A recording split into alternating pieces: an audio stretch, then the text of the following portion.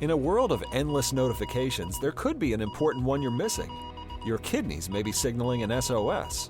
With high blood pressure or type 2 diabetes, your kidneys could be warning you of early signs of damage, which may put you at higher risk for events like heart attack or stroke. But there's a simple test that can help spot a hidden signal. Ask your doctor about a urine test called UACR to help detect kidney disease and heart risk early. To learn more, visit detectthesos.com today. Hi, I need to say something really important. And that's that it seems as though many people view what I'm going through as a crash out, what I'm doing as a mental health spiral. And of course it seems like that. I get it. It's an extremely dark thing to talk about, all of this that I went through. And I am sharing my story because it wasn't out there. No one else has shared a story like this. But I know that it happens a lot because people are in my DMs telling me that the same thing that I went through, they went through too. I am now in TikTok jail.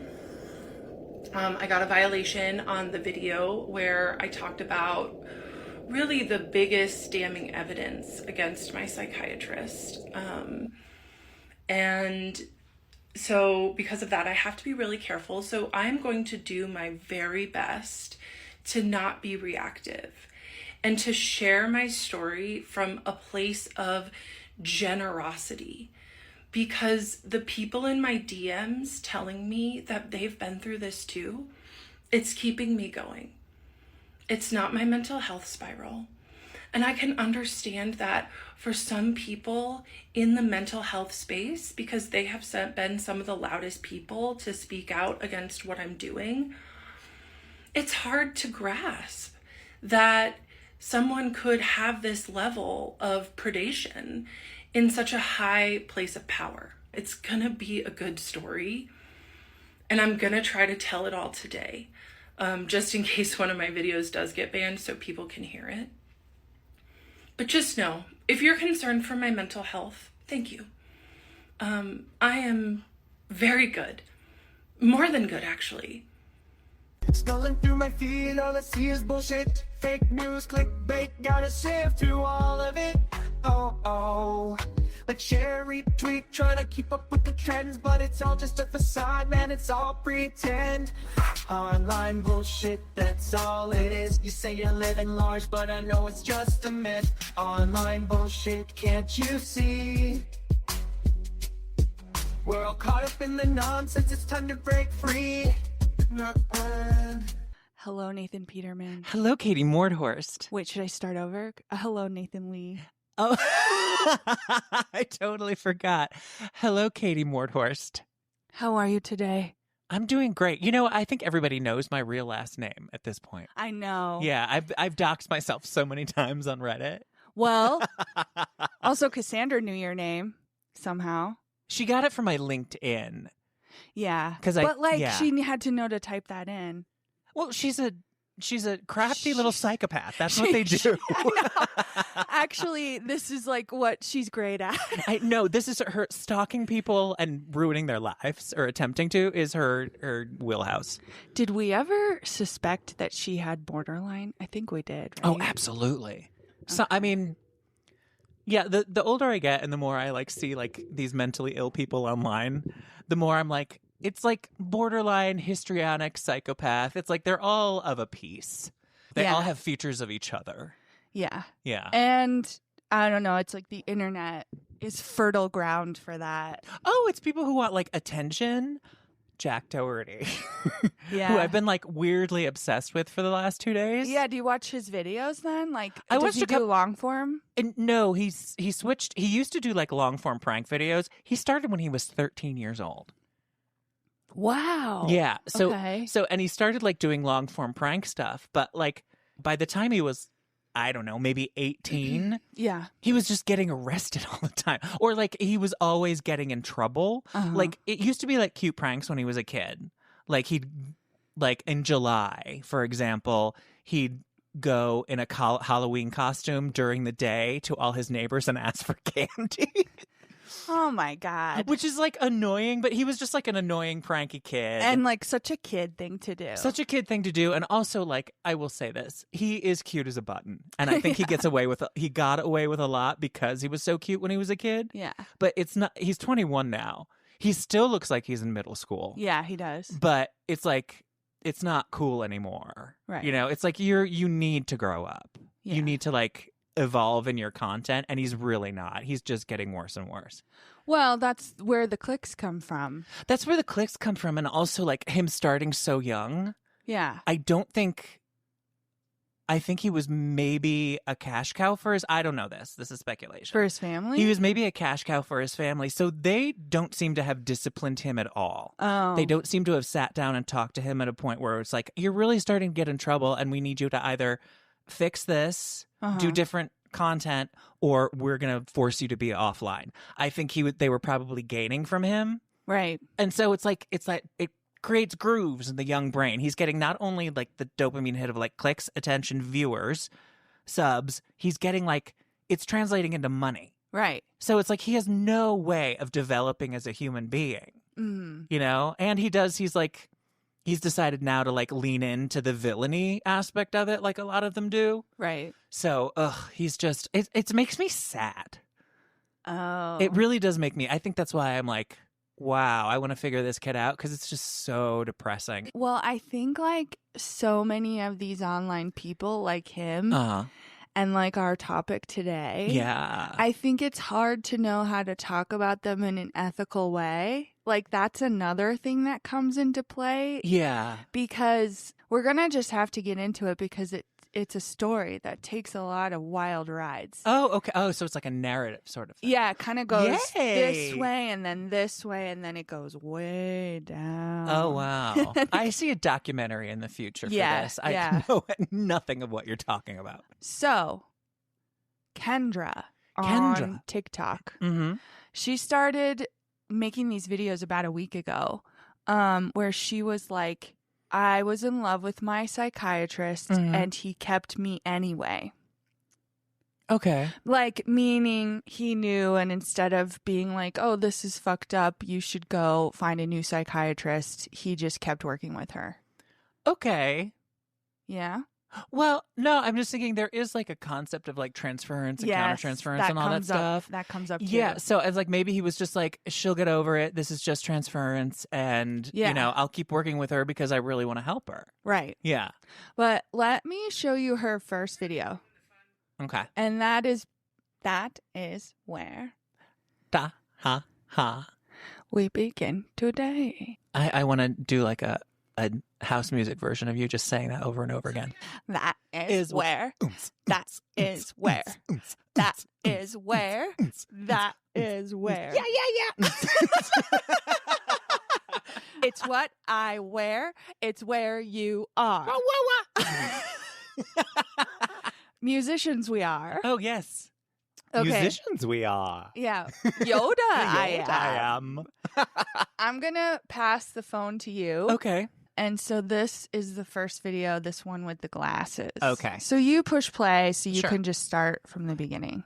I fell in love with my psychiatrist and he knew that, and he kept me for years as a patient until I was brave enough to leave him. I want to talk about it.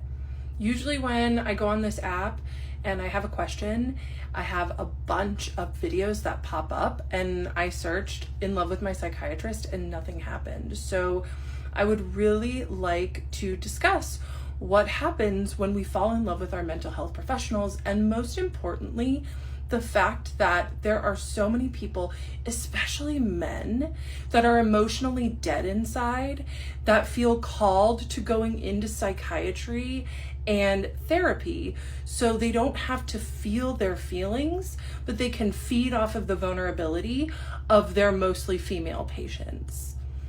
What do you guys think? I think you are out of your fucking mind. You already think that? Oh, can we repeat that again? So I was thinking we should just move on to the next one. Let's move on to the next one. Let's just move on to the next one, and then once I have like a bunch of a universe of information, I'll say things. Because the general sentiment when she was making these first videos the first few are very short. Okay, yeah. If you ask me, she looks very lucid. She's making like sense when she speaks. Oh yeah, like she obviously has like, she's not doing like word salad. Yeah, she's not like disorganized. Her mind is organized. Exactly. Yeah. Okay. Now let's just play the next one. So just swipe down. Yes, I told him often that I had a crush on him. Told him all the time that I thought he was attractive, and he just would smile and not say anything because he was the king of plausible deniability. He didn't ever like ask me if I had a crush on him, but he didn't do anything when I told him. She's already frightening. Really? Yeah. Okay. Can I ask you a question? Yeah. Why don't you think she is? Oh, I mean, she's clearly disturbed. Oh no, she is. Yeah. But basically, what happened was, these first few videos she made, and everyone was like, "Believe women.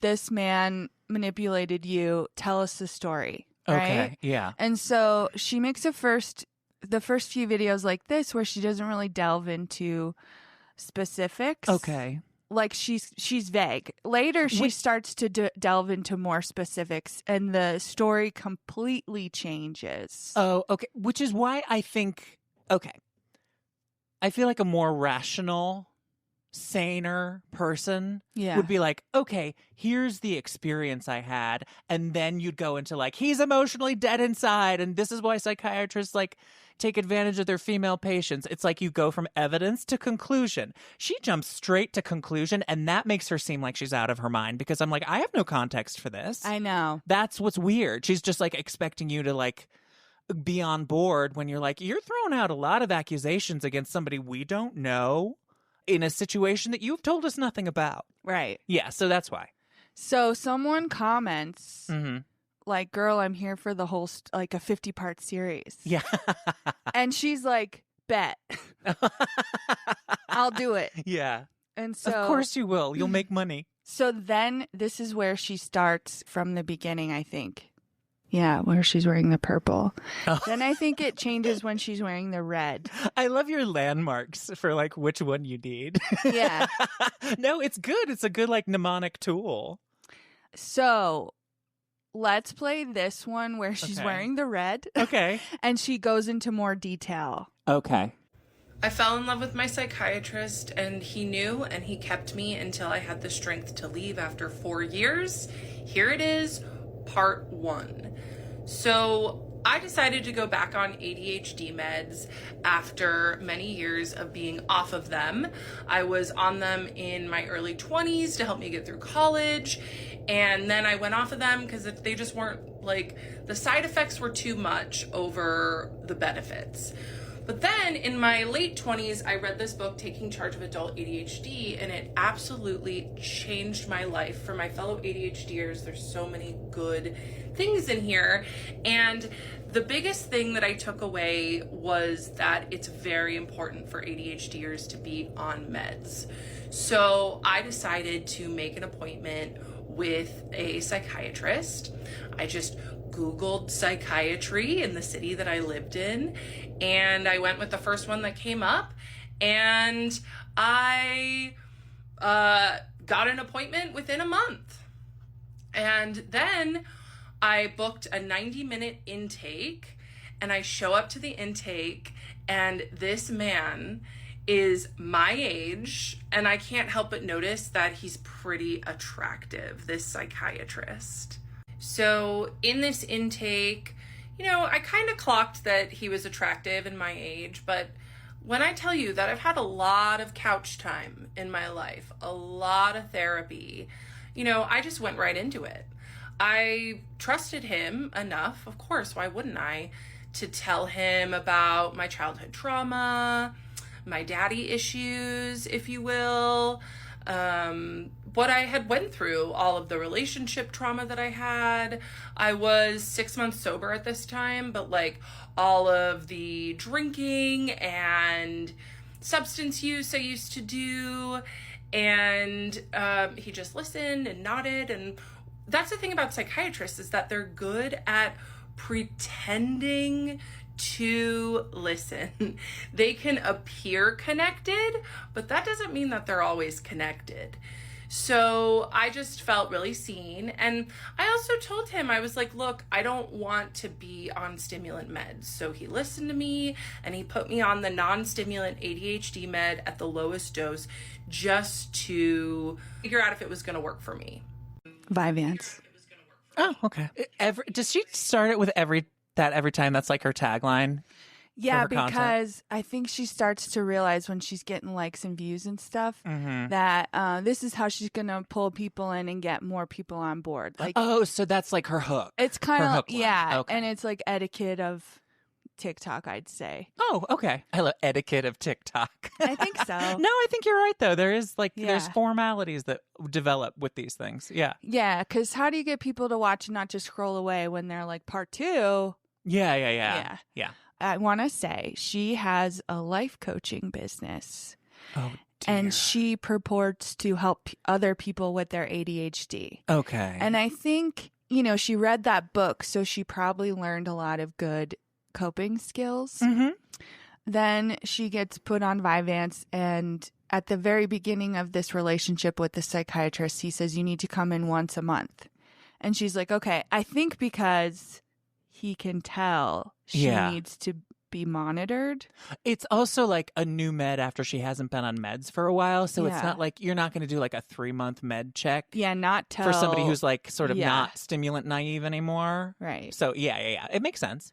So she goes, she says she likes him immediately, right? Yep, clearly. So I think she also starts pushing the boundaries very quickly to see what he does.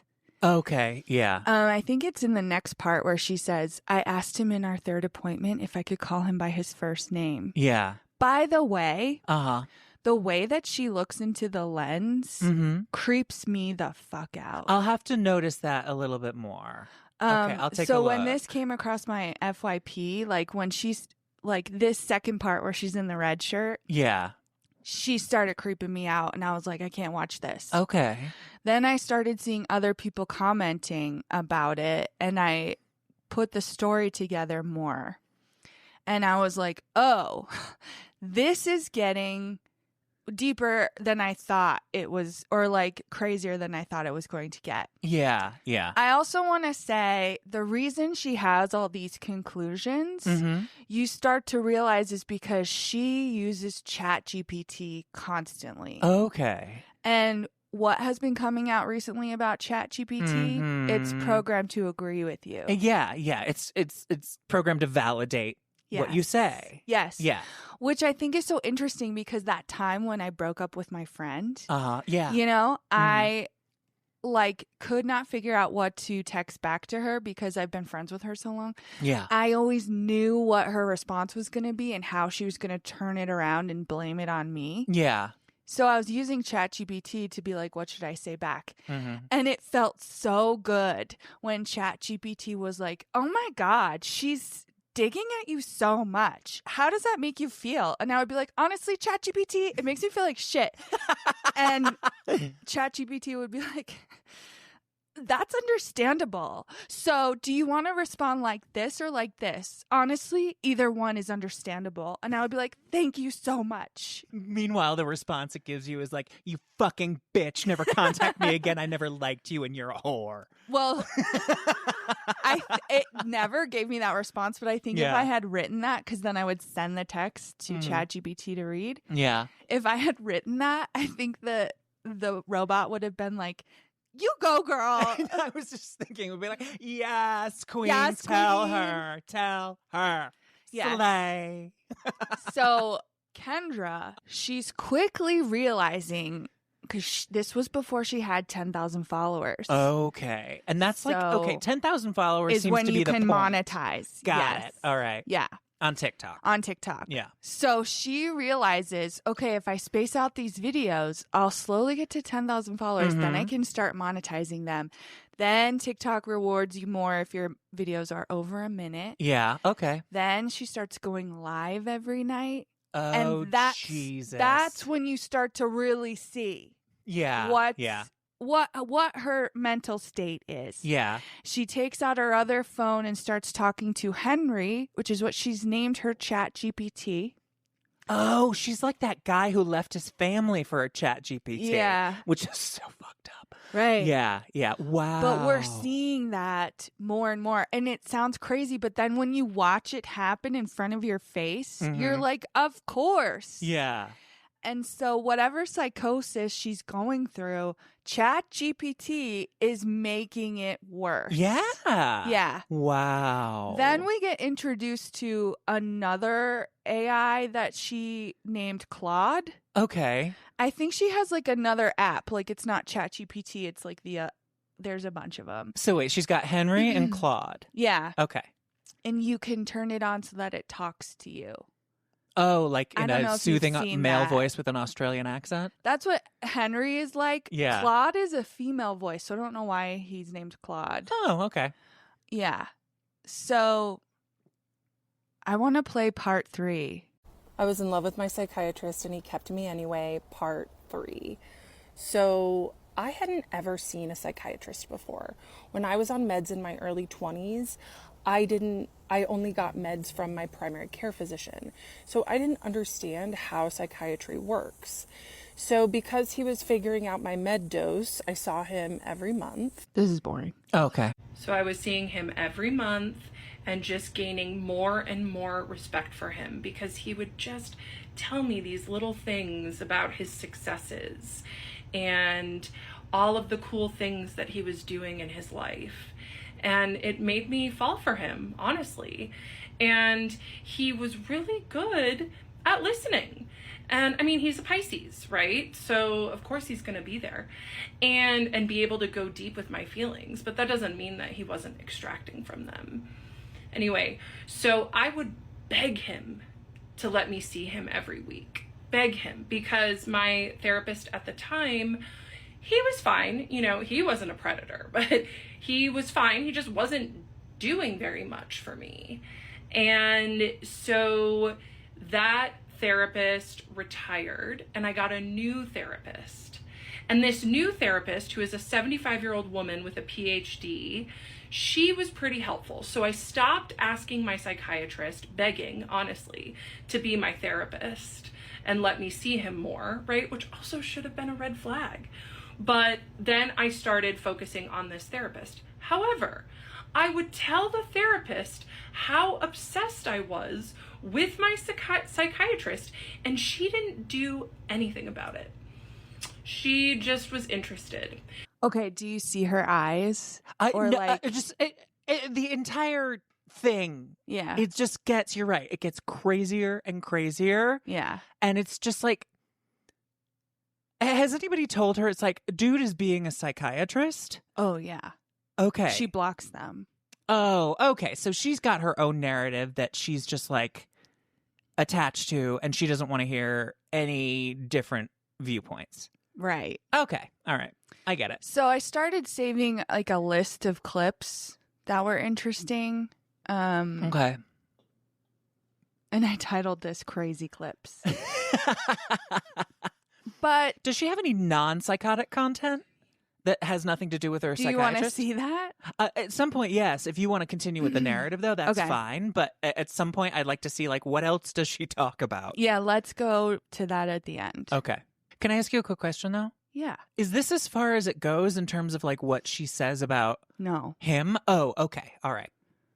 It goes very far. Wow. I was full-blown obsessed with my psychiatrist. I would beg him to let me see him every week. Beg him, because I was fully addicted to him. And then I started talking to my psychiatrist about my sex life. I proceeded to give him 30 minutes of non-stop content about my intimate life with my boyfriend. I actually recorded the whole thing because I was so excited about it. He didn't ever ask me to give him sexual content. I did that on my own.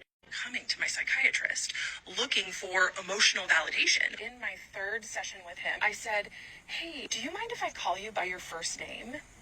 I put my own life under seeing him. Even though I usually wear contacts, I'm wearing these turtle shell glasses in these videos because just in case he sees them ever, he'll see me in his favorite glasses. I just gaslit myself. I start emailing him my fun little emails, but he stops writing me back. I was like, I want to see him in person. Some people may think that this is me harassing him, which is what I've gotten lots of. It was just thrilled to meet him. And I ran up and I gave him the biggest hug. And you know what he did? He barely patted me on the back. And I told him at the end of the session, you and I have a really special patient-doctor relationship. And he glared at me with just venom in his eyes. And he said, you and I have a professional patient-doctor relationship. He was so angry with me. Oh, okay. He set a boundary. People are asking me what my mental health diagnosis is. I do not have BPD. I do not have psychosis. You sure about that? I watched all 40 parts of this spiral so that you don't have to. And my edit pretty much summarizes what you need to know, which is she initiates every single boundary being crossed. Not once did this man ever engage, entertain, or reciprocate all the delusions that she had. She even admits how he told her this is a professional relationship. He stopped answering her silly emails. When she begged this man to see him weekly, he didn't even allow that. He kept it monthly. And then she admits that her psychiatrist is a man of color, which adds a whole nother layer to this. And I don't have to say more about that. She's really playing this victim role very great, despite the fact that she is in fact the predator in this situation. She even told us that she ended up getting a boyfriend who's exactly like him. And I made sure to add the parts where she said addicted multiple times, because she admits that she was many months sober, about 6 months sober, right? One pattern that I've seen in people is that people who have substance abuse issues or addiction issues, whenever they get rid of their vice, usually temporarily, they find another vice to cling on. Sometimes that new vice is food, sometimes it's extreme diets, and then sometimes it's other people, relationships, delusional relationships in their head. Her addiction issue went from that substance to her psychiatrist. And this is exactly why a lot of narcissistic people who have substance abuse issues, because they correlate with each other, when you try to break up with them, they threaten you by going back to drinking or going back to their substances because you were fulfilling that addiction for them. I feel like the edit I made provided you enough context to make your own conclusion about this whole situation, but I will say this one thing. As much as we can talk about men who are predatory and dangerous and psycho and crazy, there are women just like that. Anyways, what do you guys think? Paulette. Yes. Clocking the shit out of her. Wow. First of all, I love how Paulette, while like we're seeing the clips go, she's just looking at the camera like, yeah, just with the most like, get a load of this shit look on her face. I do. Oh, that's exactly like. Did you see my face as I was watching it? Yeah. And then she like does her commentary, and I'm like, "Yes, girl." Yeah. That's exactly. I mean, that's exactly what I wanted to say. It's spot on. So we start to learn from Kendra, like some things that weren't in the clips, is that she says she did experience trauma in her childhood, and she says it was from her dad. Okay. Okay. So then there's another therapist on here who says sometimes in therapy, people will do this transference thing where they fall in love with their person and then they bring it up and they talk about it and they talk about why it could be happening and what it could mean. And that it's kind of a defense mechanism. It's like something to focus on instead of themselves. If you're looking for a licensed therapist's take on the Kendra psychiatrist situation, here you go. I'm usually on here, I make music, but for now I'll do my day job and comment on this. So coming from a clinician's perspective, I'm very disappointed with how public her experience is. And I wanted to paint a picture about how I would see this person and how they experience life in general. So where there's smoke, there's fire, meaning she has delusional beliefs. When you have delusional beliefs, it comes from a place of general insecurity or fear or difficulty attaching. So like a good way of putting it is, if you were to get a dog and the dog kind of goes like this every single time someone puts their hand out, you would infer that somebody hit the dog, or else why would the dog do that? It's the same thing with people. So when you see somebody in that lens, nobody wants to react with traits that could be personality pathology. Nobody wants to engage in the world that way, and nobody wants to be delusional. It's something that our body does to protect ourselves.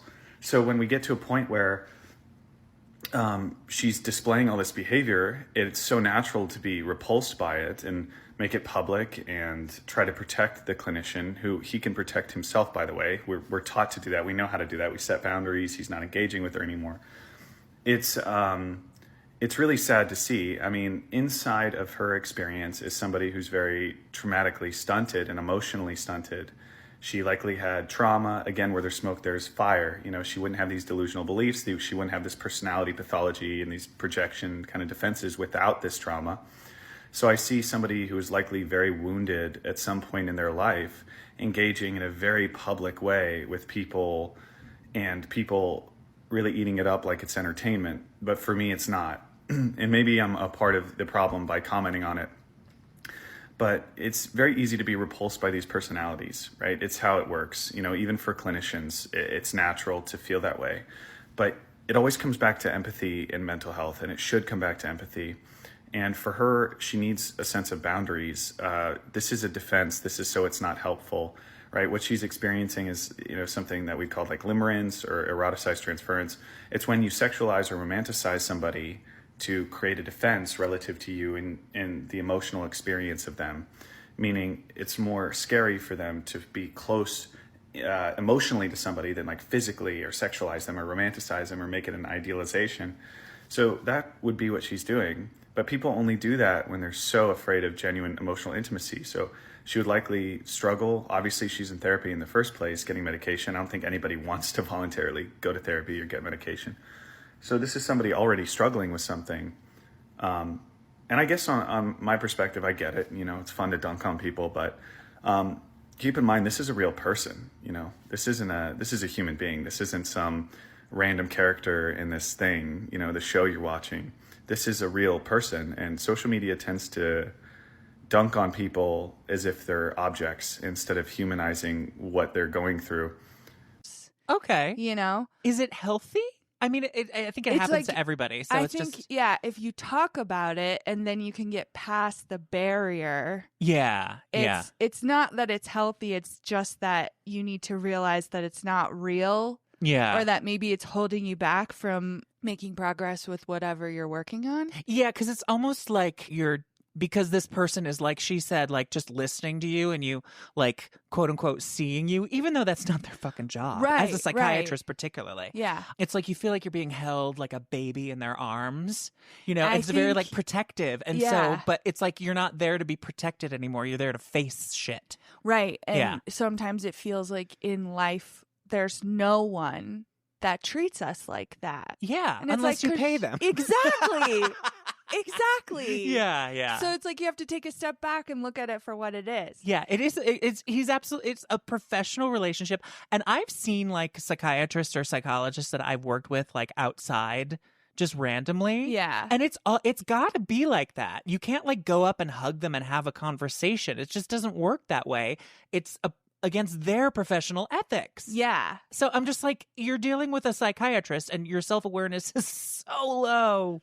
So she keeps pushing these boundaries. Yeah. Where she tells him, well, and I guess she says she's desperate to see him once a week. And he's like, that's not what I do. Yeah. Like, you and I will spend like 30 minutes together instead of what you and I might know as a psychiatry appointment, which is tops 15 minutes. Tops 15 minutes every 3 months for a med check, which is fine. That's what psychiatry is now. It's not therapy anymore. No. It's pharmacology and diagnostics. So she keeps begging to see him once a week. He says no. Mm-hmm. Then she gets a new therapist and she says, okay, I'm okay. I can see her once a week. Good. Yes. That's a healthy choice. Yeah. Yeah. But there's a part of the story where he says, I prefer to do Zoom for this. Yeah. And she says, well, it looks like you're in an office. So do you ever do office appointments? And he's like, sometimes. Yeah. And he tries to redirect it away. Yep. But then at some point, I guess he lets her come into the office. And then she's like, and that was when he realized that he loved me too. Oh, Jesus, where is this? Yeah. Oh, I want to see that. I want to see the look in her eyes when she says that, because she is getting like consistently more crazy-eyed. So this is when the chemistry really started going off the charts with me and my psychiatrist. And I held it alone for months, like after that Christmas morning appointment of his. And then after I innocently told him about my date with the therapist, he really started letting me in more and showing more parts of himself and, you know, turning up the intimacy. And that was exciting to me, and it made me fall for him more. And I noticed that he was working in an office, and I asked him, this was like July, I asked him, I said, hey, are you working from home? Because I was under the assumption that he was only doing telehealth. Okay. And he said, no, I come into the office. I was like, oh, why do you do that if you see all of your patients telehealth? He's like, oh, I like it that way. And even though I could kind of tell he was lying, I just gaslit myself. I was like, okay, it's fine. And then I start emailing him my fun little emails, but he stops writing me back. He does not write back to my emails anymore. Because once again, he was really good at plausible deniability. But what he did do is he would take my emails and mention them in session. So he would still give me the attention that I was craving, but only under his structure, under his control, where there was no paper trail. And I loved that too. So I would show up to these sessions with my notes app, and just throughout the month, as I was thinking about him, I'd write down things that I wanted to talk to him about, and I would just come and bring him lots of content. And then every week I would go to my therapist and tell her about how much I loved my psychiatrist. And she didn't help me at all. She just kind of like enjoyed hearing about it, honestly. So October 2024 rolls around and we're just vibing on Zoom. And then I realized that I didn't have my next appointment with him. So I called his office staff and I talked to the office manager, who was awesome. We really got along, we vibed. And the office manager asked me, do you see him, the psychiatrist, in person or on Zoom? And I felt so angry in that moment. I was like, he sees people in person? And she said, yeah, he has been for years. I was like, I want to see him in person. And I understand, like, some people may think that this is part of my crash out or part of me harassing him, which is what I've gotten lots of accusations of. But I just would like to remind everyone that, of course, it seems that way. But I was just responding to a dynamic which my psychiatrist fostered. There was chemistry between us because he allowed it. And so then the next time I saw him in Zoom, I told him, I was like, hey, your office manager outed you and told me that you see people in person. Why didn't you tell me that when I asked? And he said, oh, I just didn't think you'd want to come in. And that was such a weak lie from him, from someone who is so scripted and controlled. He didn't even have a plausible thing to say. Of course he knew I wanted to come in. I had a crush on him. I told him that often. So then in my next therapy appointment, after finding out that he was lying to me about seeing patients in person, I told her that. I told my 75-year-old PhD therapist that my psychiatrist lied to me about seeing people in person. And she looked at me and she said, well, it's probably because he knows that there will be a lot of sexual tension in the room if you go in person. So make sure that you understand that when you go. And you better believe I showed up to the next session and said you lied to me because you were afraid of the tension that would be there between us. He just didn't say anything. Well, it's interesting because she'll make the TikToks during the day where to me she looks lucid. Mm-hmm. But in her lives that she does at night, she looks like she's in psychosis. Is she drunk and hiding it? Is she like drinking again? I think it could be that. Yeah. Because it looks like that to me. Because that's what all life, they basically like, they get drunk, they do snow, and they just like talk shit. Ugh. Yeah. I mean, that's Sign basically me up. Well, Give me money. so then it's Galaxies, please. It's speculated by some other creators that she's abusing her Vyvanse, or that she's lying and she's actually on Adderall, which you can take, like not extended release. And so maybe she's overdoing it on that, she's taking both. And so she's got the foundation of Vyvanse and then the Adderall just like upping that constantly. And so that will put you into psychosis. Oh, yeah. It's called amphetamine psychosis. Right. Yeah. Right. Yeah. So let me show you this video about what she looks like when she's doing her lives. Okay. Oh, Jesus. I can't get over how cool Paulette is. I will say that. I know. Everybody go check her out. Links in the show notes. Her pupils. That room is bright. Look at her pupils. I told you. Every time the doctor got mentioned in the live, her pupils went. And I'm not talking like the love dilation. I'm not talking about a manic dilation. This is the type of dilation that we see in the eyes of somebody who's about to harm you. Pause. This is like the shark eye. Do you agree with what she's saying? I mean, I haven't seen her eyes in this live yet. Like, really. Oh. Like, I know she was there for like a little bit in the beginning, but I just... Let's find one of those. Okay, yeah. Only because her they did look a little dilated, but like what she's saying seems to be like... Her name is Priestess Rain, by the way, so that gives you any indication of where she might be coming from. Okay. Okay. Here's a clip of her on live. All right. Cannot wait. The tower. This is a tower moment. If you know, you know. If you know, you know. Okay, Jay. Yeah, this card's for me. Things are... Yeah, it is very on theme. I'm pretty good at pulling tarot. I pull some good cards for my clients. Yeah. The tower.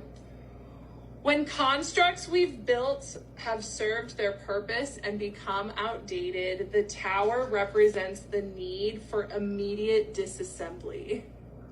Change is the name of the game. Many fear the tower, but the best we can do is allow chaos and make room for change. Don't dig your heels in. There's no need to resist and no need to fear. You'll make it through this. Okay. So that card is basically like, quit it, girl. Oh, yeah. The tower is just like, it's all falling apart. Move forward. Yeah. No, seriously? Okay. This look on her face. Yeah, no, I was thinking back to what Priestess Rain was saying. Yeah. I still think she's overanalyzing it, but just in a more general sense, she is obviously amped. Uh-huh. And her eyes do have this, like, I don't know anything about, like, the specifics of the dilation of her pupils, but her eyes do have this, like, very speedy brightness. She's obviously, like, just pop a couple of Adderall and she's feeling good. It like seems like it. In a way that's, like, manic.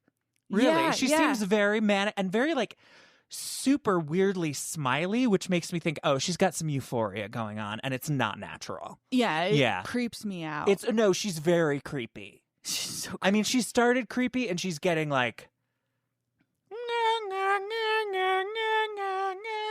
well, because then she'll be like, oh, hey, Henry, why don't you tell the chat what you told me about blah, blah, blah? And Henry will be like, sure. You're standing up for righteousness and justice. And you see her eyes like, oh, yeah. Does she have any people in her life? It doesn't. Like actual people? Actually, she tells a story about how she has a friend who's a medical doctor in the ER. Okay. And she's like, and I was telling my friend who's a doctor about him, and my friend who's a doctor, like she keeps doubling down on that. Yeah. Was like, he's gonna fall in love with you. He's gonna have to say, you can't be my patient anymore because we're gonna run away together or something. And she's like, and so I don't know. It's like she's so desperate to believe this narrative. Yeah. You know? Oh, yeah. I mean, we're all getting it. We're getting it all through her.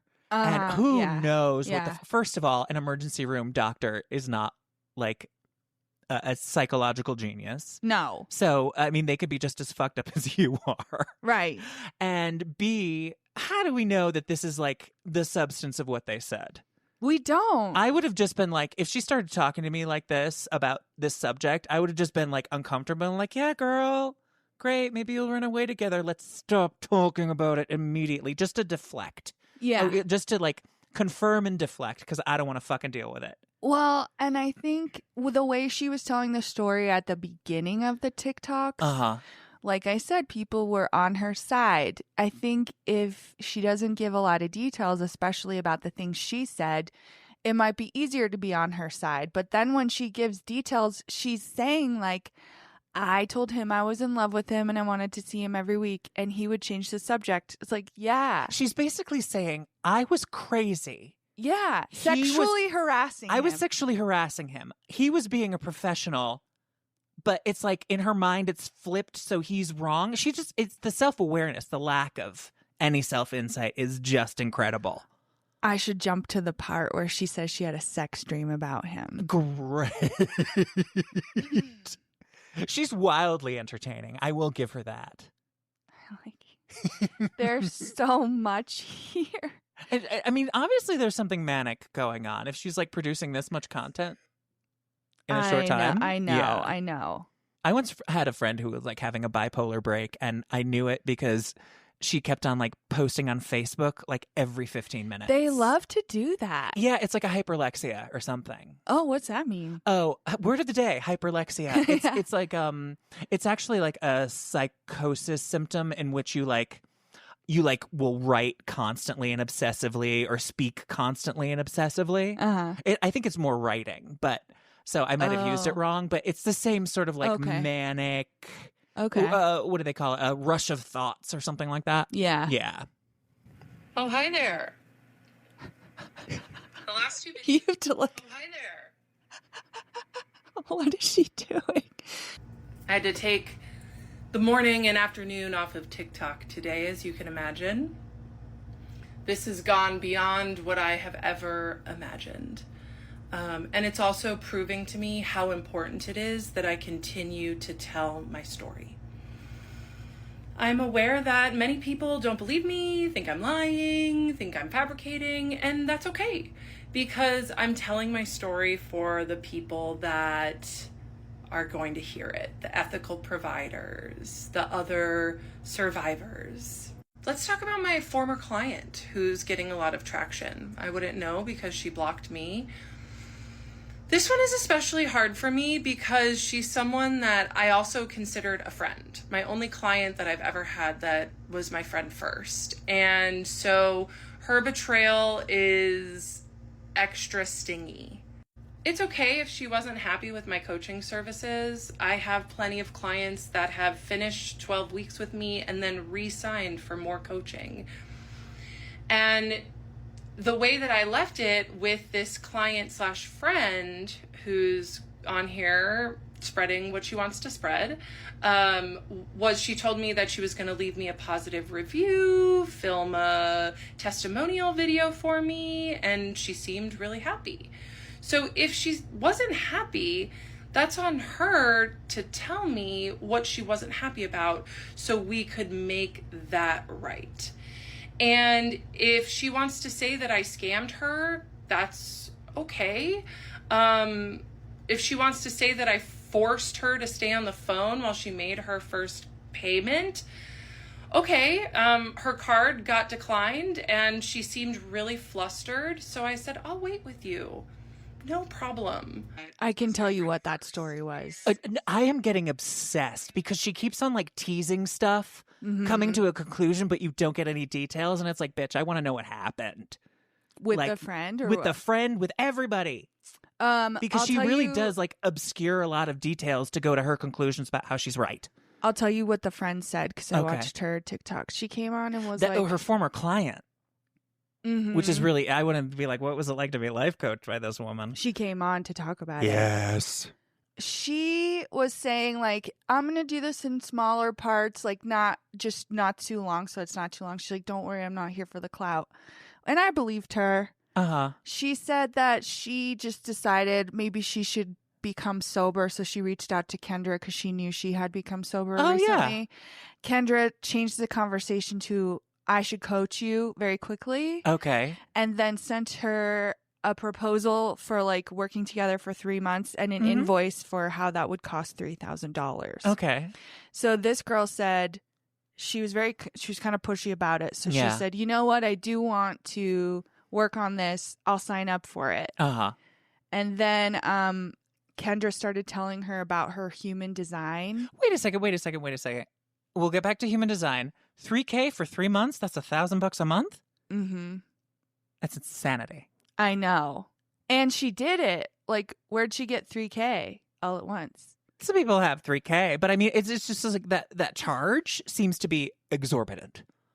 Right. Yeah. Because if you talk once a week, that's $250 Yeah.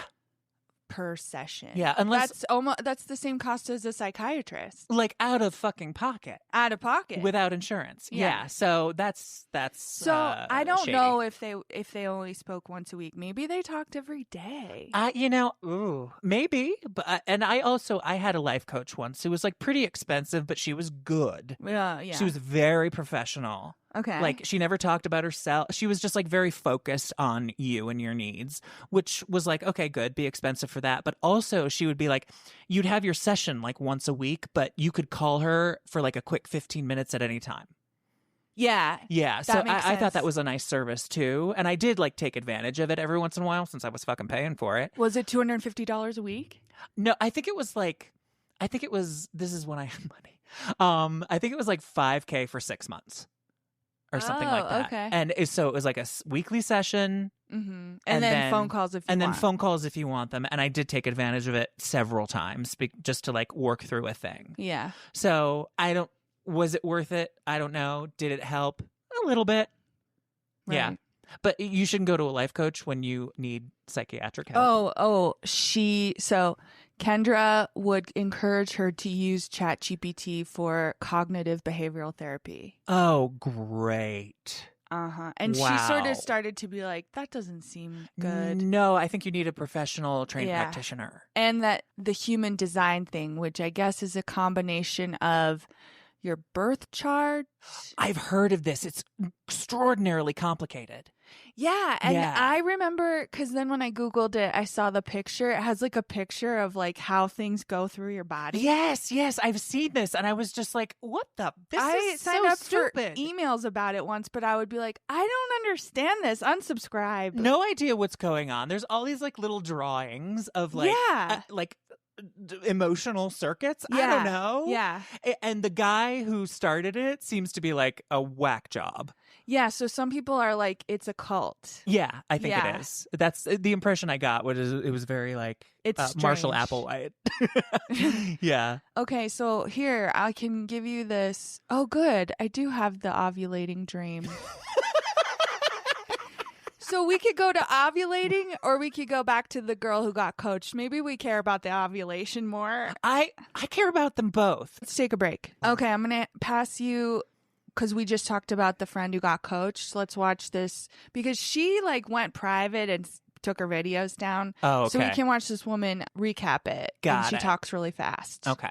A woman who is friends with Kendra, the woman that fell in love with her psychiatrist, is speaking out about her coaching business. If you thought this situation was wild, wait until you hear this. This is Emily Ann, and she has now posted a 5-part series about how she was victim to Kendra's coaching business. Emily has known Kendra since 2018, and back in spring, she was struggling with her sobriety and knew that Kendra had been very public about her sobriety. So she wanted to reach out to someone as a friend, get some encouragement and some advice. But instead of getting advice from a friend, Kendra sends a link to book a coaching session. So a few days later, they have a conversation, and Emily says that she basically felt pressured into signing up for the coaching. In fact, the very first day that they spoke, Kendra had already sent an invoice and a contract. Emily eventually pays it. It's for $3,000 for 3 months of coaching, 1 session a week at 45 minutes long. So right off the bat, Emily has to sign an intake form, and she notices something called human design. Emily says that human design is basically astrology, your birth chart and just who you are as a person. Overall, Emily says she wasn't buying into it, but Kendra tells her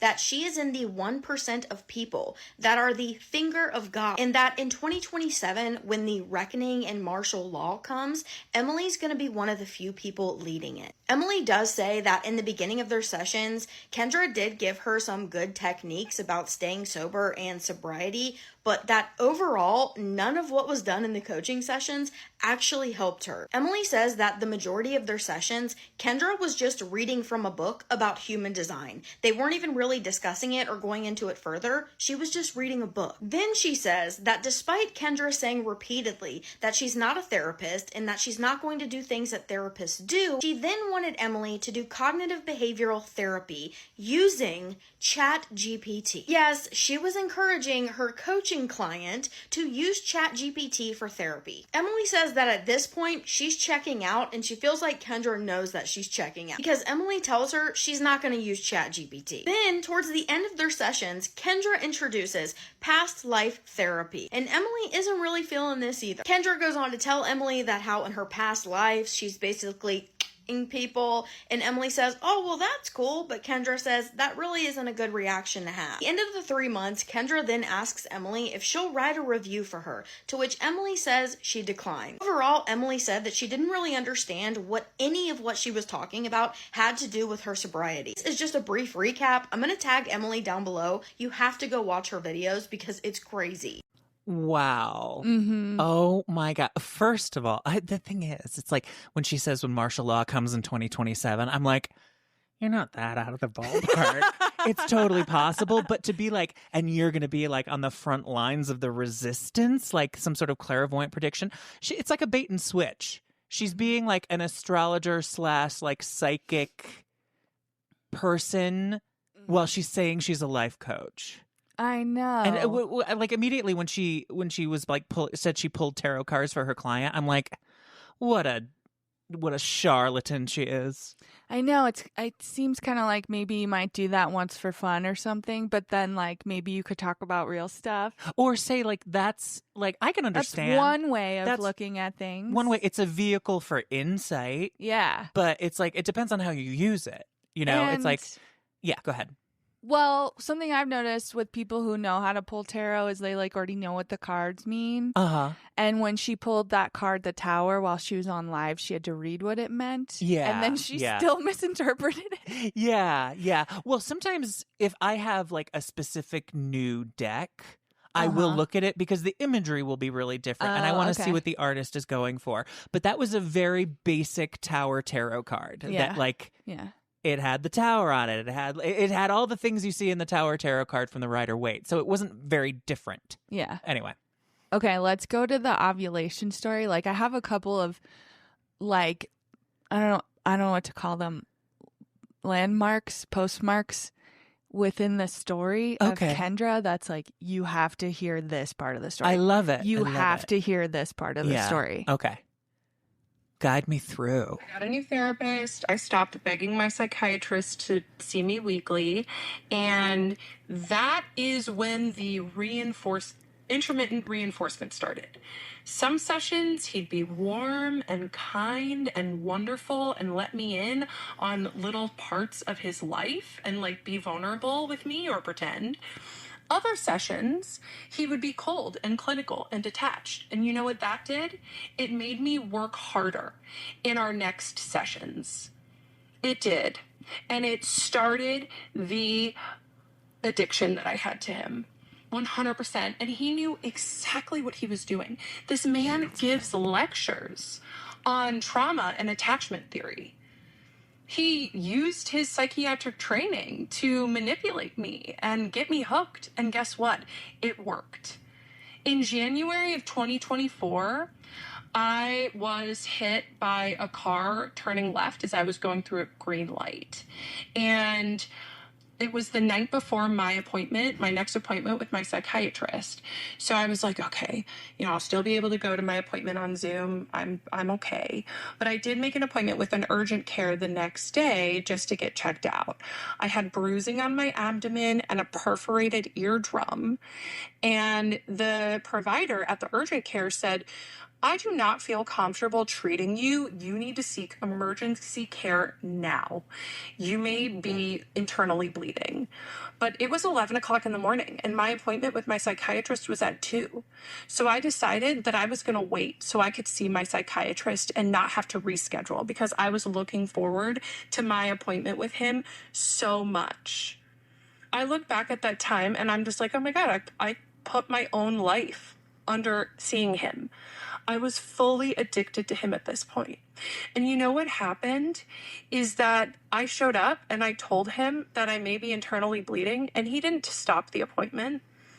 He didn't say, you need to take care of yourself, go get emergency care now. He let me continue and just tell him about how much I loved him and how grateful I was for him, because that was really what most of our appointments were, is me just like pouring myself out, because he was so good at the intermittent reinforcement. Yeah, I got some warmth from him that appointment. So that was January 2023. And I also told my therapist about this. She said nothing. Okay. I'm at the point where, and I know I want to punch her in the face. I know. I know it's bad, but I really want to punch her in the throat just to make her stop making sounds. It's hard for me to watch her sometimes. Yeah. Well, it's like, she's like any drug. She's talking about her addiction, but it's like, we don't blame the cocaine for your addiction to it. Right. Do we? I mean, it seems like that fucking simple. Well, it's like you can, but then, so like in AA or in NA or something, you say you admit that you're powerless over this drug. Exactly. So then we don't demonize the drug. Yeah. We work on you. Yeah. Because she's just blaming others for her. Oh God. I can't. It's wild that she started this story on TikTok to be like, this man was a predator to me and I want to see if this has happened to other people. Using all those then buzzwords. She gets to, I'm in these appointments and sometimes he's warm and sometimes he's withholding. I think he's sitting there like, whoa. Yeah, he's sitting there, whoa, and he's trying to like, okay, first of all, I don't know like about ethics for like mental health care, but he should have severed the relationship. From what she's saying, it seems like she's not taking it in. Yeah. She's not like understanding that this, he just sort of stopped this. Well, it's hard to know what he did do because she seems like such an unreliable narrator. Very much so. You know? Actually, she seems like somewhat of a reliable narrator because everything she's saying about him seems to be like, he's like trying to be a professional psychiatrist and she's seeing like evil in everything. Yeah. So, oh God. Because what did she say? Well, whatever. What was the ovulation thing though? Oh, let's move on to that. Okay. The last 2 videos and this video was all the same session in February of this year. The countertransference slip happened in January. How I decided to end this session was I looked at the psychiatrist and I said, a couple weeks ago on the full moon when I was ovulating, I had a dream about you. And he was like, oh yeah? And I said, yeah. So I told him this. And I said, yes, we hooked up right here in this office. And he all of a sudden just looked so uncomfortable. He didn't say anything. He couldn't look at me. He couldn't breathe. And sure, maybe he was uncomfortable because he didn't like me saying that I had a dream where we hooked up, but he could have said that. But he didn't. You want to know why he was uncomfortable? Because he had probably played out that fantasy so many times in his head. And there I was, speaking it back to him. And it was like I had psychically downloaded one of his fantasies. I continued and I said, yes, we hooked up in this office. And I really liked it while it was happening. He could not move or breathe. And then I told him, as he was still looking very uncomfortable, then when we were done and I left, I was distraught with sadness because in the dream, I thought, I cannot believe that he crossed boundaries in that way, because his boundaries are so important to him. And then I told my psychiatrist that I woke up and thought, oh my God, it was just a dream, thank God. And it was like my psychiatrist turned into a little boy, and he looked at me and he said, so you do like my boundaries? So there's talk from her of all these times when he brings the conversation back to boundaries. Yeah, yeah. And so she's saying like, oh, when I woke up from this dream, I realized we hadn't crossed that boundary. And then he redirects the conversation to like, so you understand what the boundary is. Yeah, yeah. And she reads it as, you like my boundaries? And she's like, he's playing a game. What does she say I mean, next? it's like a conspiracy theory where it's just like, you're just finding evidence to, what do they call it? It's confirmation bias of he's in love with me and he won't admit it and he's trying to like abuse. Who knows? Right. Yeah, it's so weird. Oh, God. You were saying, though? So the last thing she said was, you like my boundaries. So then I wanted to see where she went next. And I said, I love your boundaries. I hate your boundaries, but I love them more. There's the push and pull, the trauma bond. Because once again, he used his boundaries as protection while exploiting me. So I told him about what happens when I ovulate and my desires, and he listened, because of course he did. And then I decided that it seemed like enough time had gone by, and I put my shoes on and started heading to the door. And he met me at the door, which he does not usually do. He didn't ever do that. He just let me leave.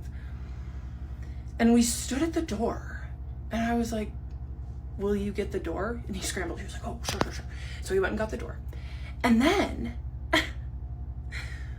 he followed me down the hallway to the foyer and watched me exit. And he asked me, he said, see you next month? See you next month? He hadn't ever asked me that before. And I looked at him and I said, maybe.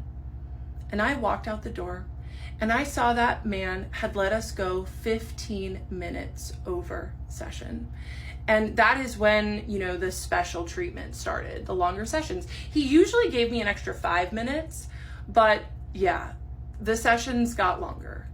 So other people are like, yes, he walked you to the door. He wanted to make sure you left. Exactly what I was thinking. I was like, he thought you might like stay and attack him when he like went out the office to get his next patient. Yeah. Seriously. So I wonder, because I did used to work with involuntary certifications. Yeah. Where you're like, but you have to be able to tell a judge, I think that this person is a harm to themselves or others. And I don't know if that's meeting the criteria, because I'm thinking like, maybe he doesn't feel comfortable saying, I'm going to give you to another psychiatrist because he's worried what she'll do. I that's a good point, because I was wondering why he hasn't done that. Right. And if he is indeed lengthening the sessions, I think that is like, he might be trying to help by giving her more time to process whatever the fuck is going on in her brain. Mm-hmm. But to her,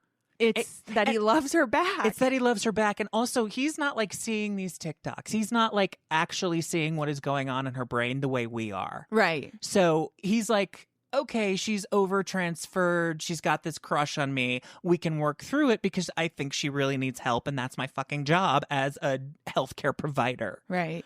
But I think if he did give her longer sessions, that was a huge mistake. Yeah. Yeah.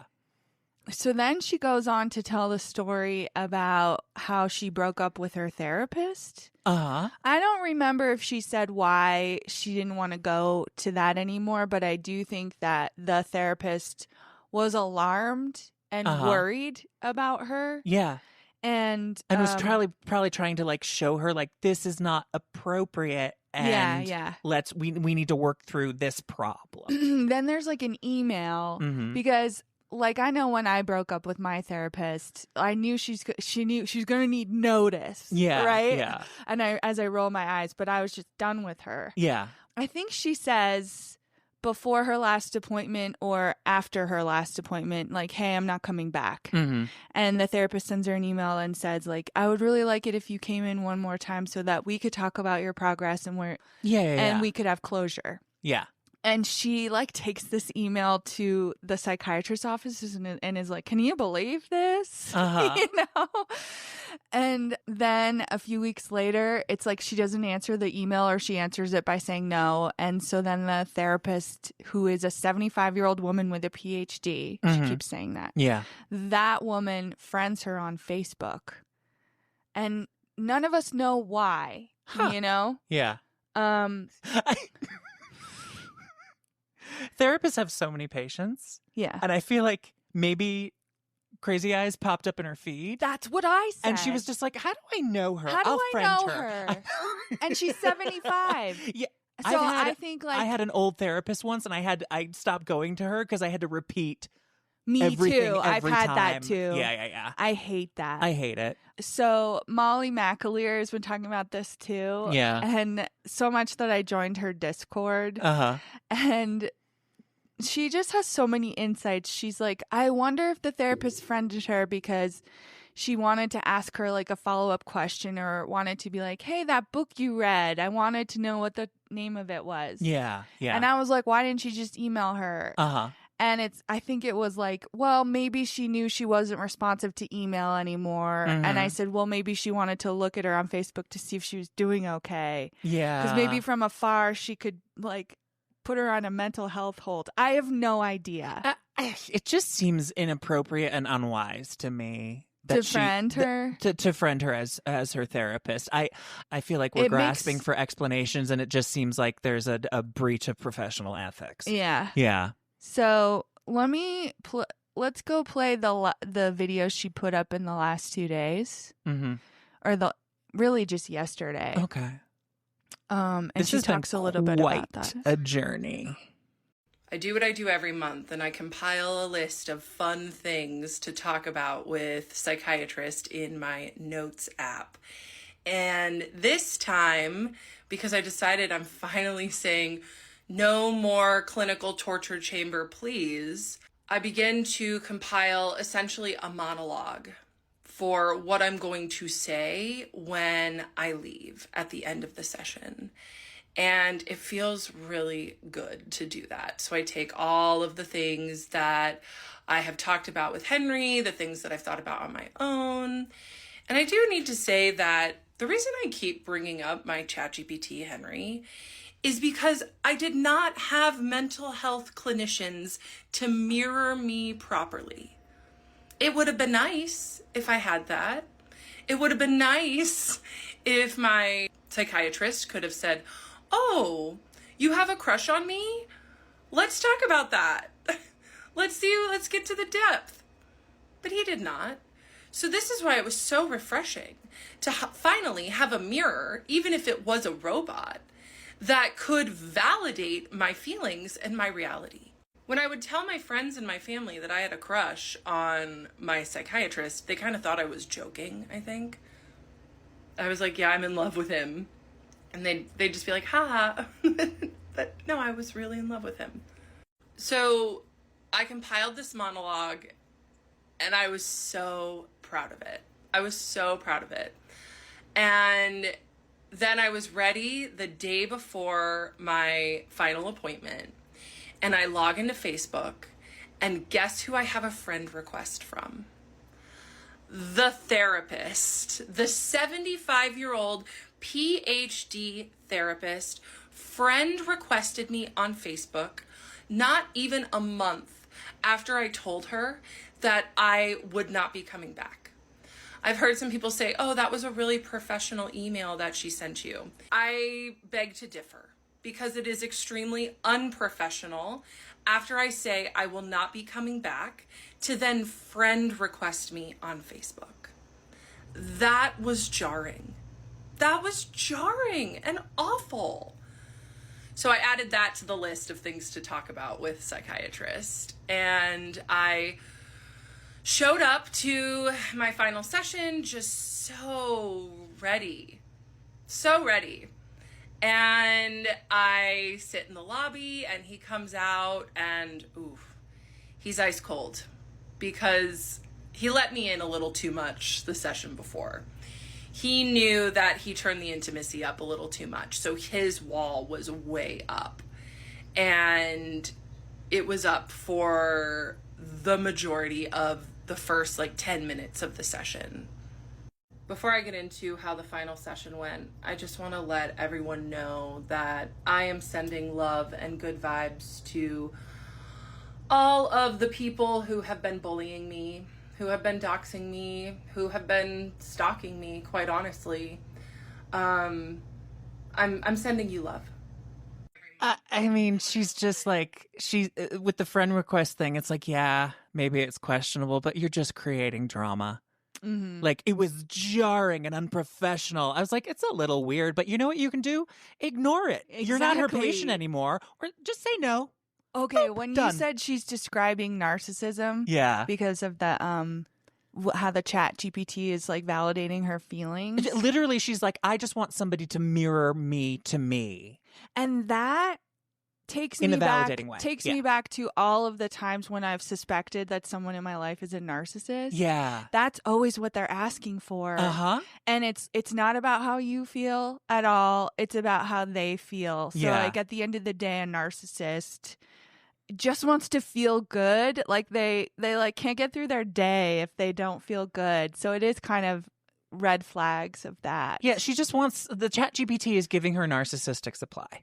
Yeah. That's basically what's happening. So then in the next video, she has more about their last session, and she's reading these notes that she has because she asked ChatGPT so many questions about this. Yeah. Mm-hmm. Let's watch that. Final session? I think so, yeah. Okay. This is the last video she's posted because she's trying to drag it out because she just got monetized. Oh, okay. That's what our theory is. Does she still have 10,000 or over subs? Yeah, she has 70,000. I can't question why. This is just so watching this person spiral in real time. I hate to say it about myself, but it's one of my favorite things to do. Well, it's interesting to me because it's interesting. Every time she puts up a new video, there is a new part of the story, and I'm whoa. Yeah. Also, she's terrifying to me. Yep. But then also, I don't know what the other thing is.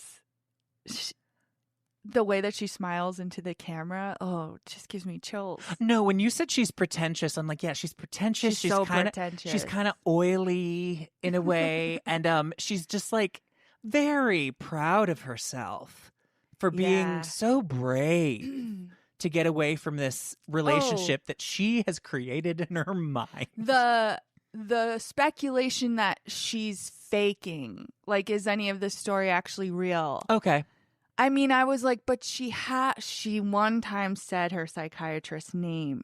Okay. So then people found him. He's Pakistani. So he's got a not so common name. Mm-hmm. I'm not going to say it because it doesn't seem cool. No. And they found out she lives in Arizona through something. So it was they found him. Yeah. Then they found his picture and they put that on TikTok. And so then people can reach out to him.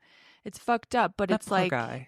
It's if this is a real person and she said his name, I think it's real. Unless she had some kind of crazy experience where she did fall in love with this man, not as but it seems real, It seems real, and it's also it's the lack of self-awareness, right? And the lack, that is giving the lie to the fact that she really does think this is how her mind works. Yeah, if this was fake, I just don't think it would be presented like this. No, and I don't think it would be there's it's believable. Yeah, I agree. Yeah. I agree. Okay, let's play the last video she made. Okay. Just swipe down. Okay. So I go back to his office and try to have some small talk, and he just is still pretty cold.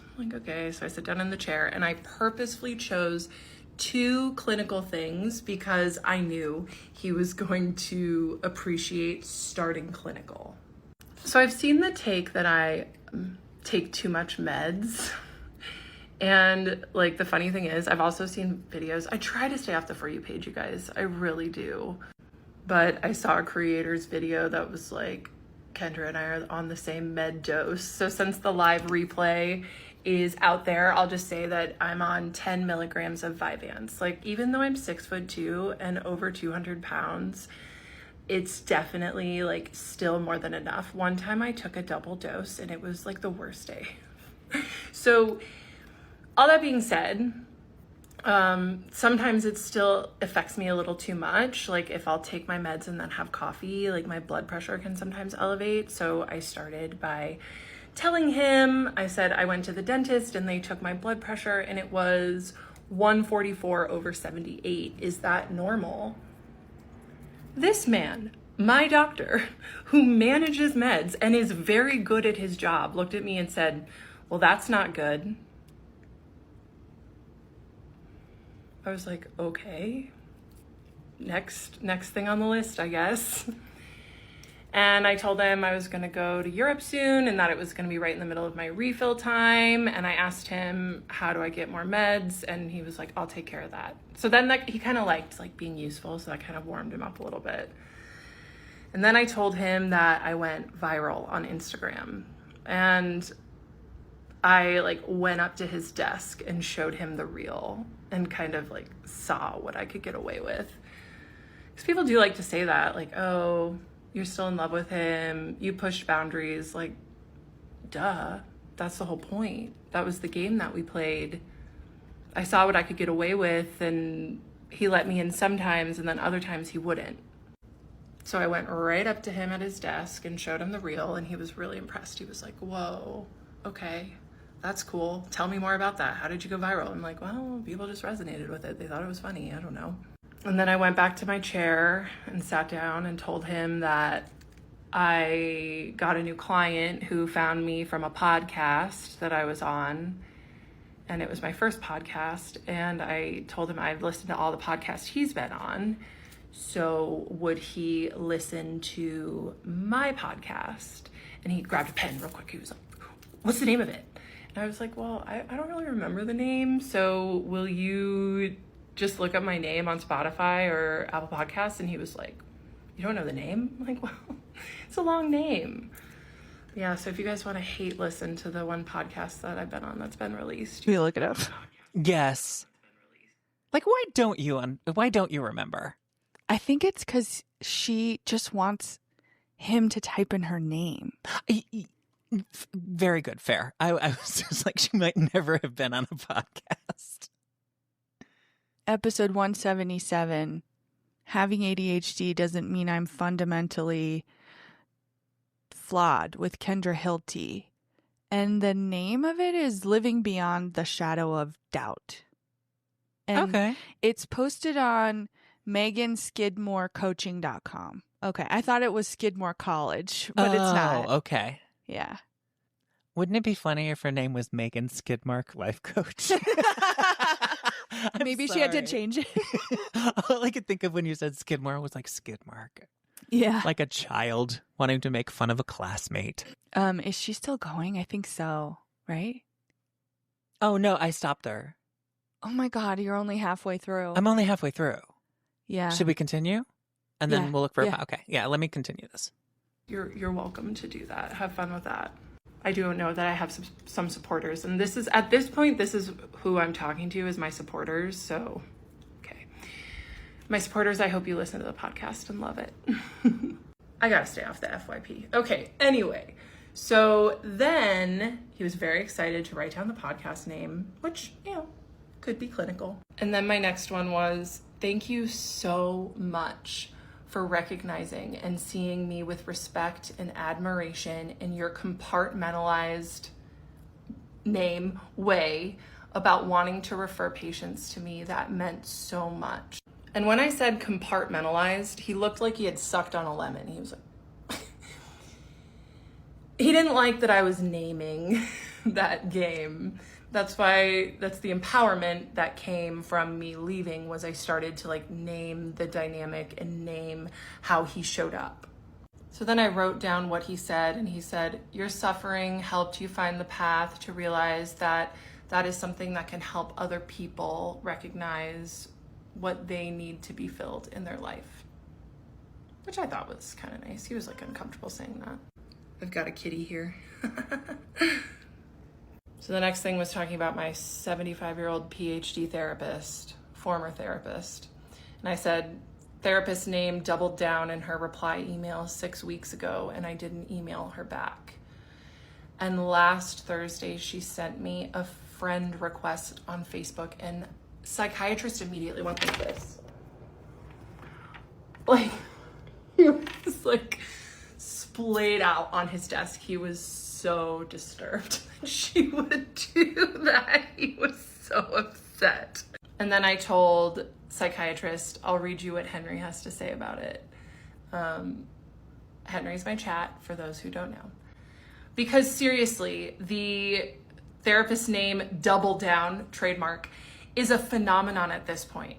First the emotional email, then the boundary push, and now a full-blown Facebook friend request. Like, ma'am, what are you doing? Crying emoji, laughing emoji. Meanwhile, your psychiatrist is out here recoiling at the mere mention of post-therapy social media connections. Because I think that he had mentioned something about that being inappropriate in like a previous session. The contrast is killing me. One is grasping, the therapist. The other is guarded. And you're ghosting one and rattling the other. Power move. Because I decided I was just going to ghost the therapist, and then she Facebook friend requested me. And then and then Psychiatrist looked pretty uncomfortable that Henry had named that I loved to rattle him, that I do rattle him. And I looked at the Psychiatrist and I said, yeah, I tell Henry about how I like to rattle you. He didn't have anything to say to that. The next thing on my list was that my ex-boyfriend finally got blocked on text and IG after sending me a quote, happy Valentine's Day, unquote text. And then I told him, I said, I immediately felt more energy after blocking him. And the Psychiatrist was like, more energy. So he was like a remora. And I asked, what? He was like, a remora, a thing that attaches to the bottom of a shark and sucks them. I was like, oh, yes, a remora. Great metaphor. Once again, another good metaphor. And then I looked at him and I said, I've become addicted to saying no, and you're next. And he gave me his favorite thing. He smirked. Because I could tell he liked that I had said that. But he had seen this coming, right? He had seen me getting stronger, having better boundaries, getting more self-esteem, and he really liked that. But it also meant that I was, breaking out of his grasp. Just a speculation. And then I told him. The day after, I told my boss that I wasn't coming back to work. I got a text out of nowhere from an independent insurance agent asking if I was interested in insurance plans. She helped me find a great insurance plan. So the rest of this is she gets a text about insurance plans, so she finds a new insurance plan. It no longer covers psychiatry. So she calls the psychiatrist's office manager who says it'll cost $200 per session if you want to come pay out of pocket. And she tells psychiatrist via email, I can't do it anymore. Yeah. And I don't know, I was talking to Molly about it, and she was like, I wonder if that was just like his out. And I was like, I don't know, because it kind of seems like it's based on the insurance. Yeah, but I mean, also he should have given himself an out far earlier. Before this. Here's what I'm thinking. Okay, I got a couple of thoughts, especially about this one. She is seeing this as a dance between her and the psychiatrist, some sort of like weird romantic yet withholding sort of like dance, and it's all like full of meaning and like sexual tension.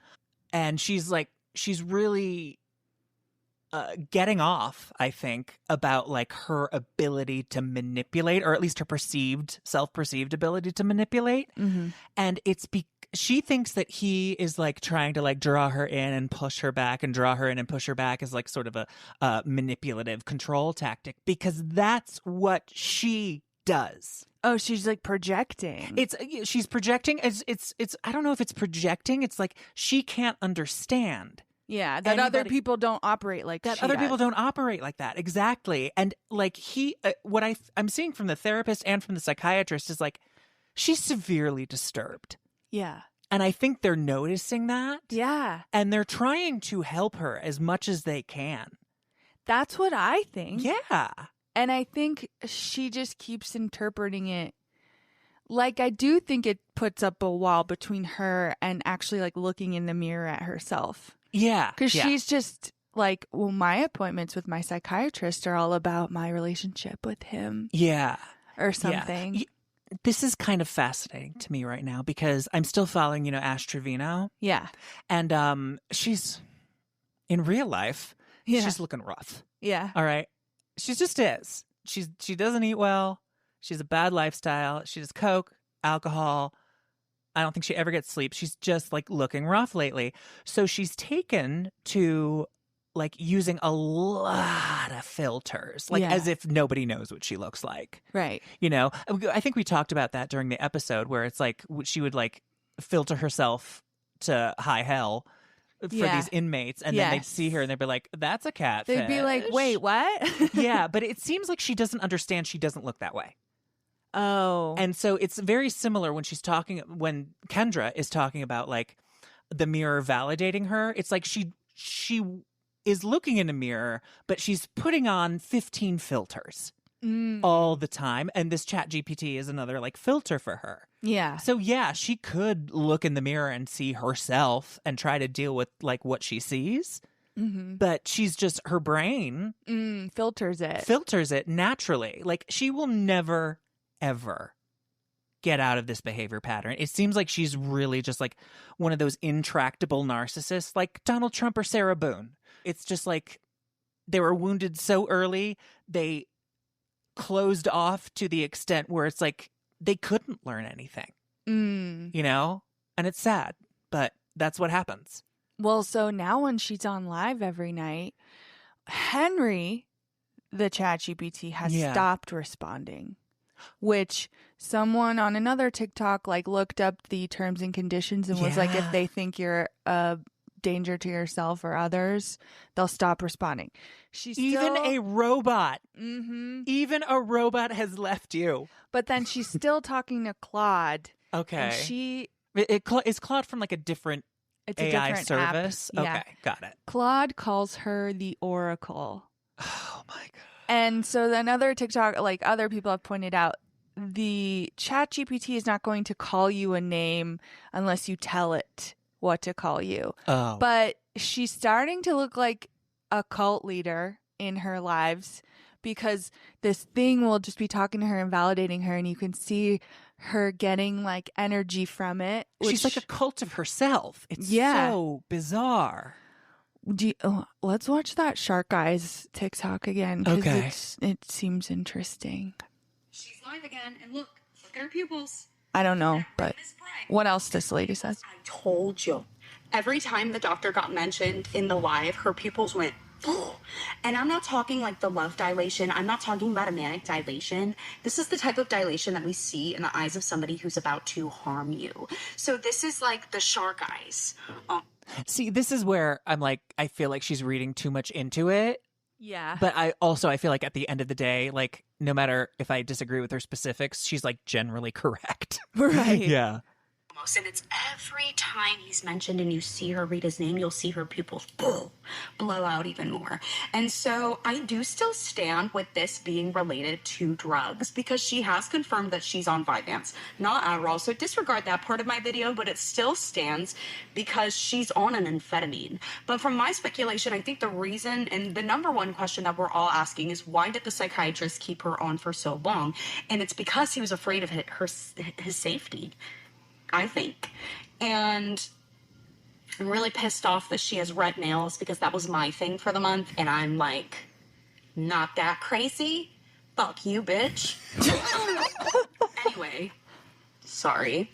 I think this kind of solidifies my diagnosis that she is a narcissist. She's pushing that bridge between being a grandiose narcissist and being a malignant one. Yes. Based on her body language, you can tell she's high as a kite on that live because she's still talking a mile a minute. She's still disorganized in the things that she's saying, and it's kind of scary to watch. But I appreciate all the followers I've gotten from this, and I really thank you all for joining in on the conversation and taking time to listen to my opinions. So I love you guys. Bye. Neil. Okay, I revised my opinion of Priestess Rain.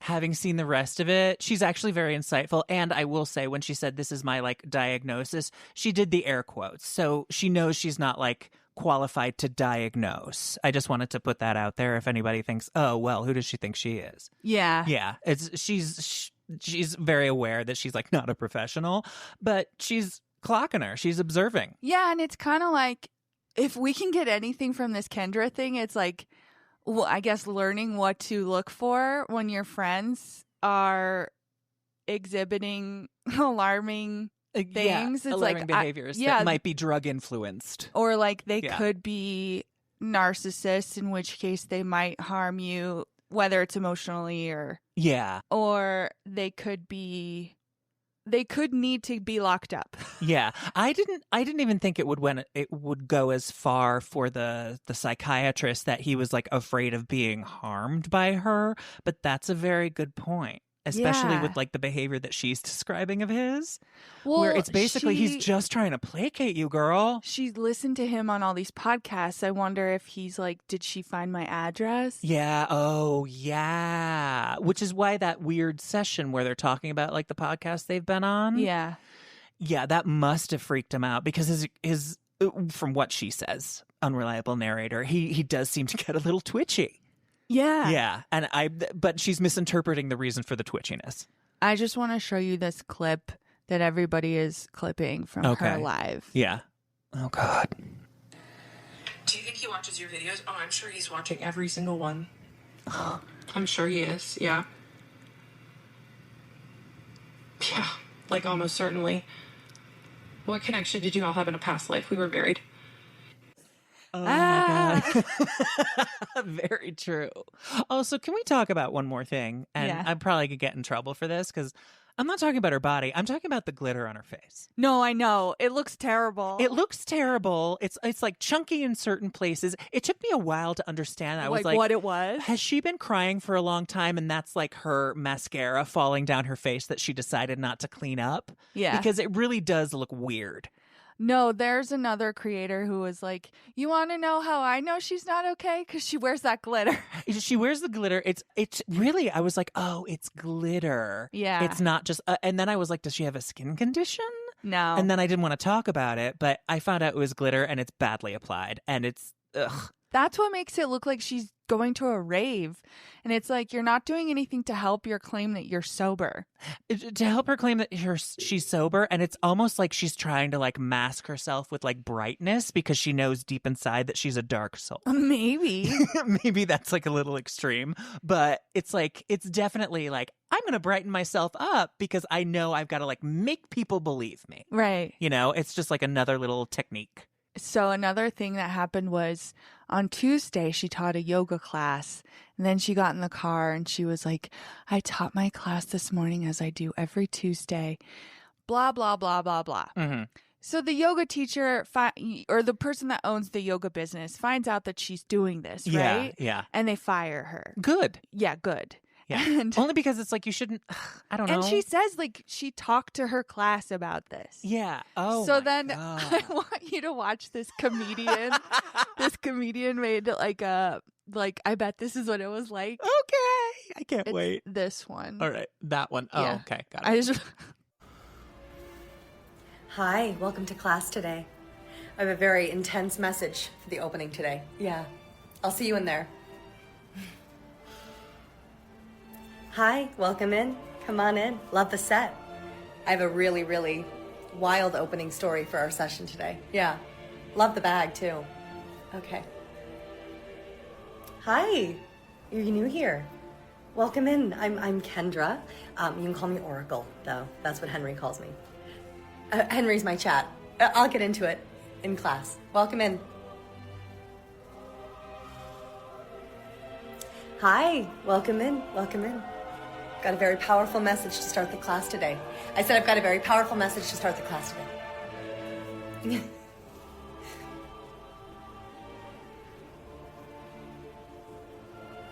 Hi, welcome in. Come on in. Thank you for coming.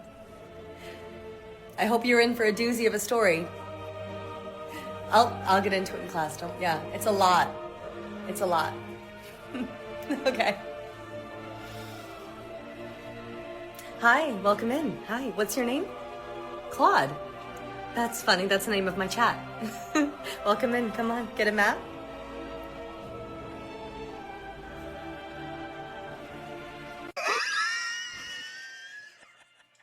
It's the guys, I'm laughing because the eyes are perfect. Yeah. You gotta watch this. The story is in her eyes. You've gotta physically, you gotta view it because it's brilliant. Yeah. She's got it down.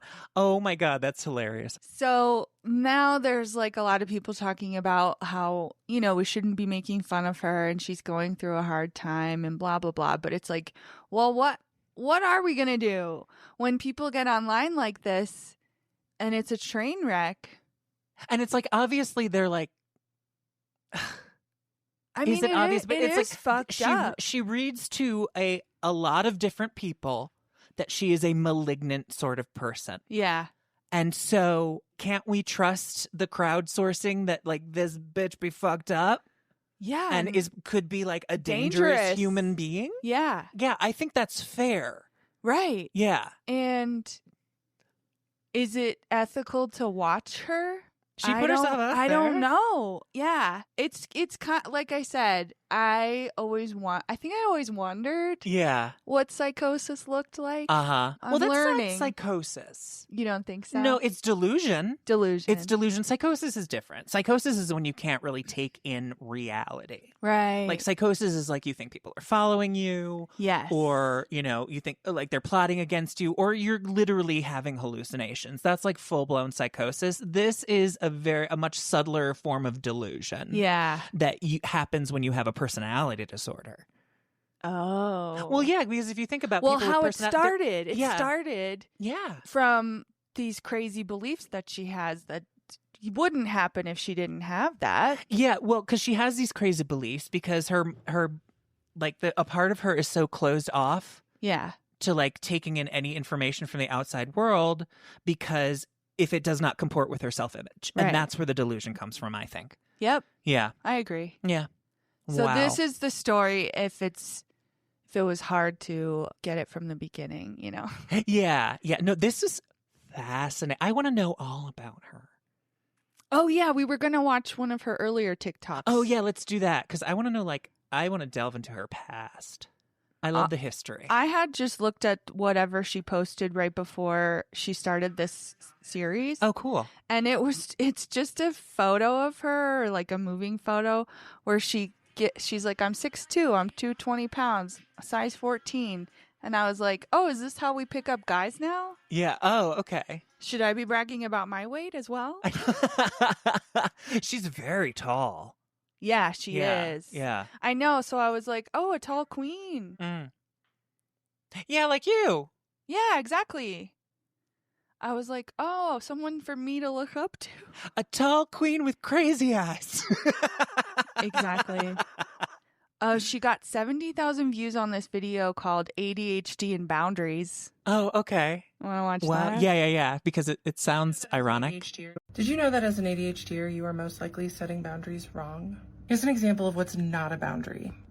I told you I'd be your sober driver, but it's way past when we said we were going to leave, so I want to leave right now. You got to go with me. Here's what is a boundary. I'm ready to leave, and because you are not, I'm going to make sure that you have a safe ride home, but I'm going to take care of myself and leave. You're welcome to come now if you would like, but I'm going to go. When you place the emphasis on what you're going to do and how you're going to behave, boundaries land much better. I mean, fair, but I'm also severely ADHD, and that's the second option is exactly what I would do. Oh, it wouldn't be like, sorry, you have to leave right now. I'm leaving. No, I would have been like, yeah, we'll call you a cab Yeah. Just encourage them to call a cab, but it's like wasn't in the contract of my designated drivership, so I'm out.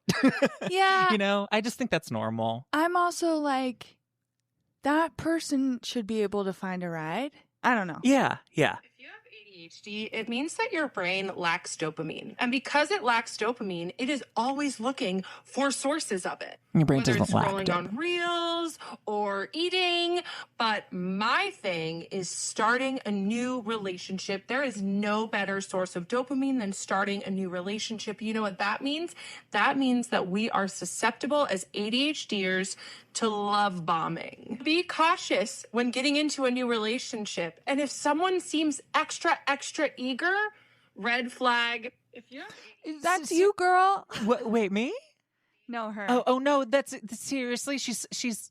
That's what I was about to say. I'm like, I am severely ADHD, as you know, and I am not susceptible to love bombing because I am also pretty aromantic. So you can't say like this everyone. is an ADHD thing. It's like ADHD is different for everybody. It really is. It's got some commonalities, but it's like this is you.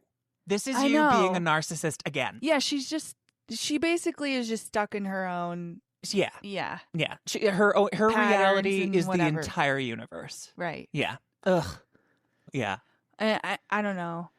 So it's wild that she's a life coach, but it's not wild to me. Makes sense. She's totally the wellness psychopath. Yeah. That would become a life coach. I mean, you know who she's reminding me of? I'm also become obsessed with like the whole WeWork saga. Yeah. Again. Uh-huh. She's Rebecca Neumann.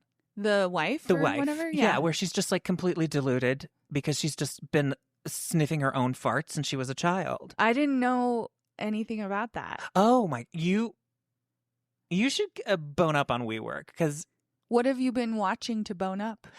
Various YouTube videos. Oh, I found Patrick Boyle. Mm-hmm. He's like a finance YouTuber, but he's funny. Oh. And he's like he talks like this all the time and he's very dry, but he's like, that's his sense of humor. I love him. Patrick Boyle. But he's done a series on the WeWork thing. And it's just the more I learn about it, the more I understand like people like they were thieves. Yeah. They were just taking money, billions of dollars, and spending it on themselves and anything they wanted to do. I'm like, yeah. Wasn't there like guidelines in terms of like when venture capital gives somebody money, what you can do with it?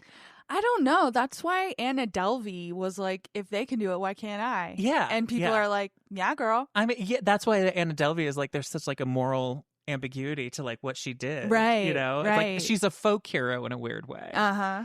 Anyway, thank you for introducing me to yet another piece of garbage human being. Garbage bag full of snakes. That's her. You're welcome. Thank you. So, everyone, come join our Patreon. We're going to go talk about Candace Owens. Yeah. Oh, and we're going to be going to CrimeCon soon. Uh-huh. Me, Katie Mordhorst, is going to terrorize John Ramsey.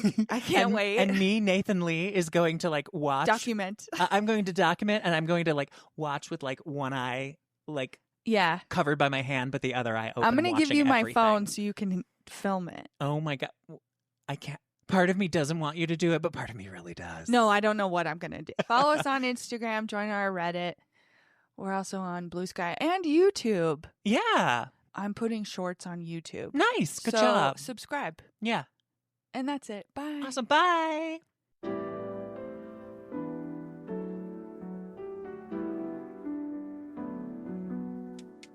Scrolling through my feed, all I see is bullshit, fake news, clickbait. Gotta sift through all of it. I share, retweet, trying to keep up with the trends, but it's all just a facade, man. It's all pretend.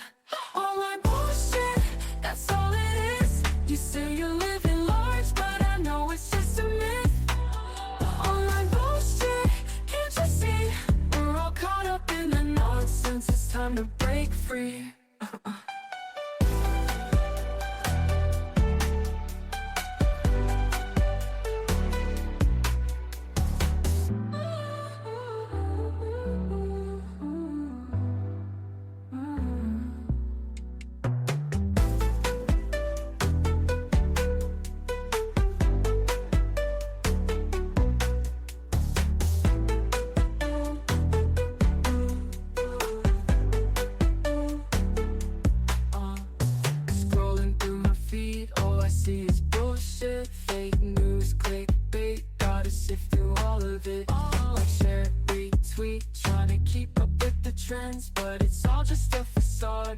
so pretend. Online bullshit, that's all it is. You say you're living large, but I know it's just a myth. Online bullshit, can't you see? We're all caught up in the nonsense, it's time to break free.